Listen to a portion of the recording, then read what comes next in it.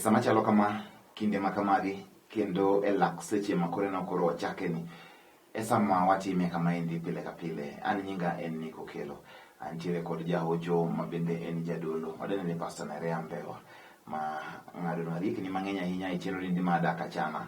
DAK ACHANA ka endi waloso e wach mar dak e kind ogendni e mier kamoro amora ma ji nitie, bed ni en kapango, bed ni en dala, en DAK ACHANA nikech DAK ACHANA no endo en emokelo kwe no endo makelo dongruok ema kelo mwandu. Omiyo magi te gin gigo ma nyaka watim e kanyakla achiel machiegni ahinya kamoro amora ma intiere. Pastor, habari yako? Musi Kiswahili kwa Salama salmini. Erokamano Pastor. Ageno ni maber. Adhi maber Nick. Erokamano ahinya. Nyocha naneno duoko moro mane wa Kauma School. Jokauma go nitie mancho ilo Kauma School. Pani wago kayuochi koro donge.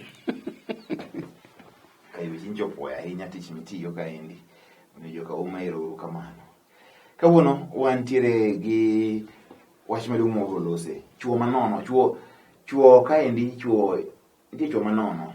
Ing'eni inono nang'o? Inono ni in ng'ama dichuo, to tije ni kaka muma wacho ni ng'ama dichuo ni Nyasaye omiyo tije ma nyaka tim donge. Ma Bible leronwa to muma wacho nang'o mondo be joma chuo winj. Muma wacho nang'o kuom ng'ama dichuo? Role mare, ting' mare e oganda e family mare en ang'o? Kichuo mang'eny sani owe kanyo endo oduogo gini koro gikawo mana gichoko remo muone ma gisiko gi siayo ni mondo otimre nadi, osiko dhi omeny, osiko ong'i nyithindo, ochul bills, gima kelo achai e kind chuo gi mon kabisa. Nyaka nyithindo be ochako chai nyaka nyithindi. Koro kapok ochopo kanyo endo we mondo wang'e ne ariyo adek moko ma gin penjo gi ok wanyal ka somo gi teto, moko be nitie matek ma kaka kaka duoko to mondo ochakgi moko be an Byron kawuok Ringa ayie gi puonj no ka wan gi mama Nyagongo mano endo Byron opuoyo kaka chenro nitiere.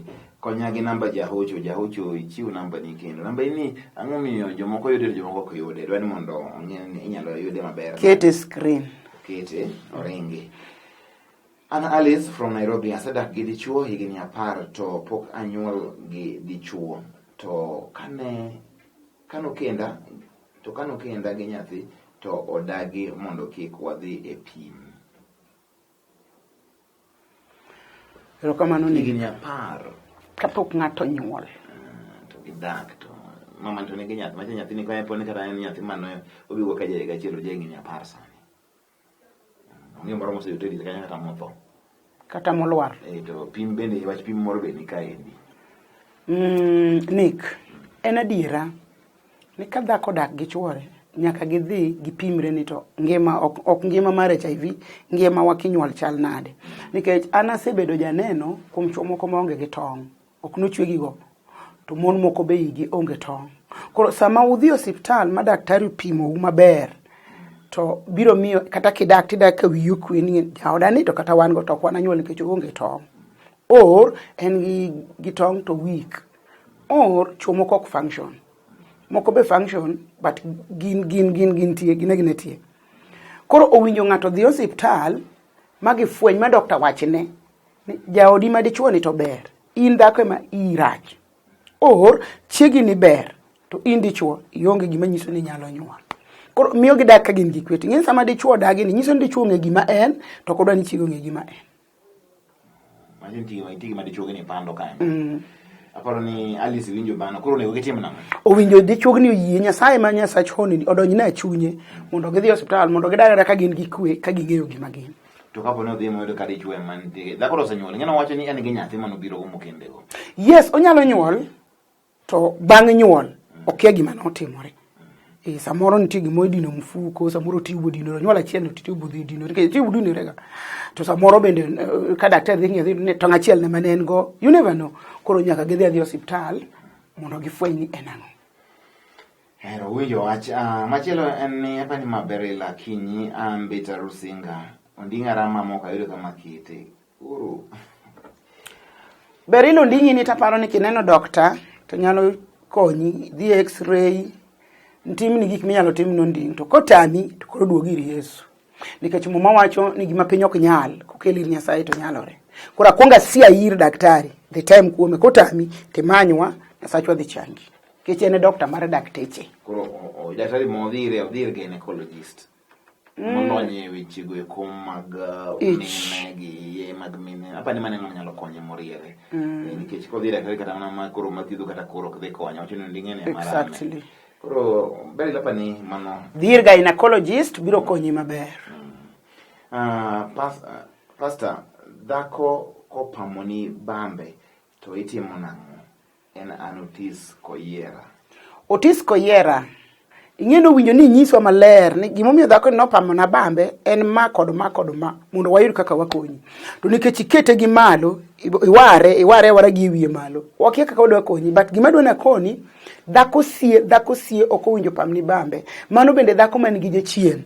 Tieni samo pamoni bambe no uweru chuth nikech kidoke to sepamoni bambe to joluo wacho ni chira inyalo yudo lakini kuom Yesu to duto nyalore. Kel jaodino mondo ayal ne Yesu mondo kaw Yesu mondo chunje mag pamo bamgo ruchi nikech remb Yesu rucho gik moko duto te. Momiyo Yesu nowacho ni orumo msalaba Kalvari.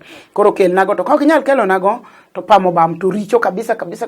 Koro ka wawe warruok kando chik joluo dhako ok pam ne chwore bamne.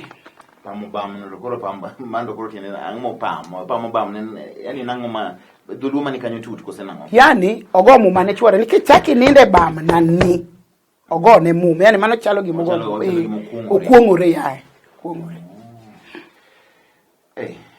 Tek manadi Mr. Kelo adwa medo dhako mar ariyo to be dadhi dala gi ng'ato achiel koso an Paul kan Kisumu. Paul penjo ni odwa medo dhako mar ariyo odwa dhi kor gi dhako ni aparo to koro penja ka bende dodhi ng'ato achiel. In jalony. Gima ng'eyo ni ok diwuoth gendi ka jajuok. Mano kora nyisi maber. Kata kuma dhiye ni dhi kete question mark. Ang'o mechwor nyaro ni biro kende. Ang'o mibiro mana kende. Aparo ni gima ber ni oyudo wadgi moro. Wuoth kata en to ji ariyo. To chutho gi ji adek. Kaber ji adek. Oyudo osipne moro kata nyaka bed ni nitie milori go musipni kata jakori moro kata wadu moro. Ma bro teri e wuoth makamaendi mondo konyi winjo wach. To koko do wuotho gi joma chuo to okaw nyimine ne.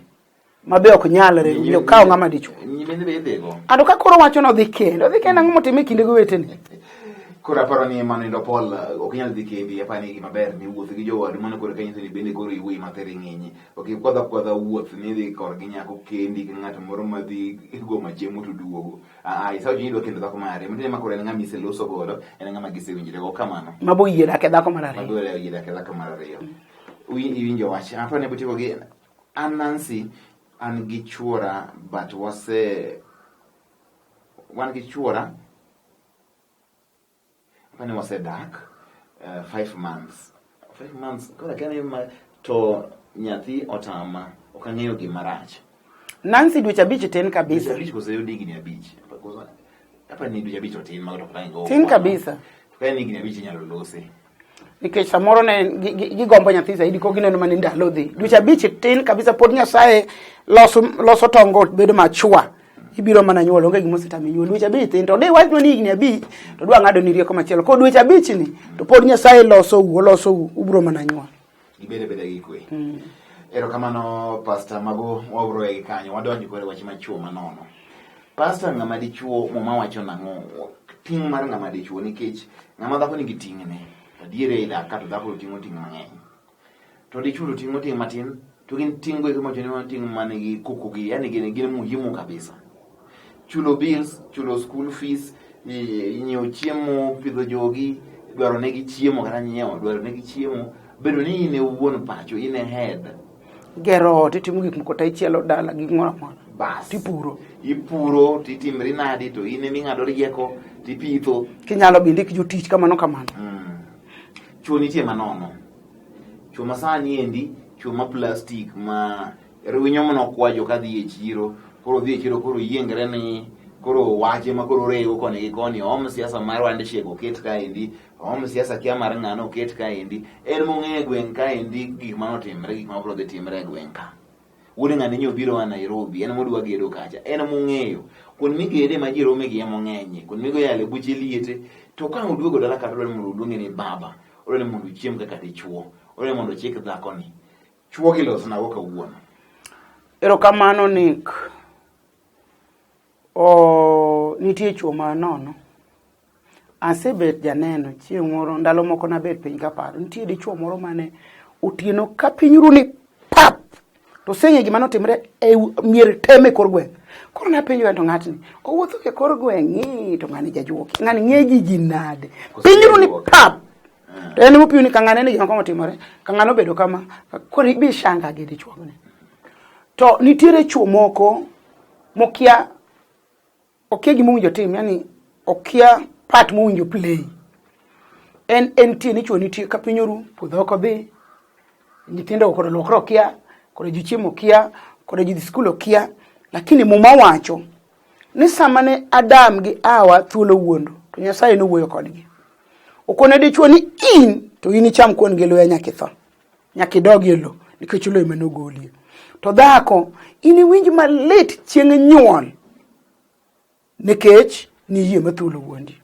Tiende ni sama Nyasaye ne wuoyo kodgi cha, Nyasaye nokolo order ni ng'at ma dichuo ema nyaka rit dala, emomiyo ne okoni nyaka en ocham kuon gi loya nyaka otho. Tiende biro bedo en otiti ji matek nyaka otho. To dino thuolo wuondo gi to dine gidak manyamonge kaka dichuo no dwaro no. To sani to nyaka oti. Muma ma Timotheo wacho ni ka ng'ato ok nyalo rito joode, en ng'ama ogol oko dwaro mar Nyasaye. Tiende ni ka dichuo nitie, to dichuo ema nyaka rit dala, dichuo ema nyaka rit ot. Kata en mana puth, nitie kama omako. Kod en mana mufu mimako ne yien, to nitiere kama omako. Kod obed mana mumu maneno to kowuo, to dichuo en dichuo, kata ogo mane nitie gima iwinje. To nitie kaka dog. Omiyo da en mona wach ni Nick, ni dichuo manono, dichuo ma bora mume. Sio mume bora mume. Yani teka ni dichuo no nitie. Mano to kowinjore joma chuo une sigingi. Une teko mon. Une widala. Yani un kendo kana dhako nyumako ich. Konyuolo nyako ni onyolo gwanga. To konyuolo weni to onyuolo wi siro. Onyuolo gima biro dong kode dala. Wuyen siro nyako to gwang. Mano wachi moko ber. Wuyen siro nyako to en ogwang. Wach ni moko dwaro mondo koro kawuono mondo koro wagoye piny ka ene mondo odwa twake mager ahinya wang'endo koro joma chuo timang'o kik watimang'o ere mondo wabedi mondo mi waket dak obed dak ma achana. Emomiyo kawuono wayiero mondo los kod chuo manono gin chuo mogo kuma okiare okiani en dichuo, okiani be notimo nang'o, okiani mpaka mare chopo kanye, okiani en owuon nyithindo, okiani en jatelo mar ode. Mae wach kawuono nitiere kaendi, omiyo joma chuo ywauru kombe ubet machiegni, joma mon bende suduru na machiegni kodgi kanyo kik owegi, isiemo mana wang'e to ok ne olweny ni iwinjo kanyo, wadhi yweyo kwa duogo to wan gi personal area kaendi kod wachako doyon achiel kachiel. Chuo manono gin chuo ma onego bed ni konyo nadi, to kinono onego bed ni lokri bedo nadi.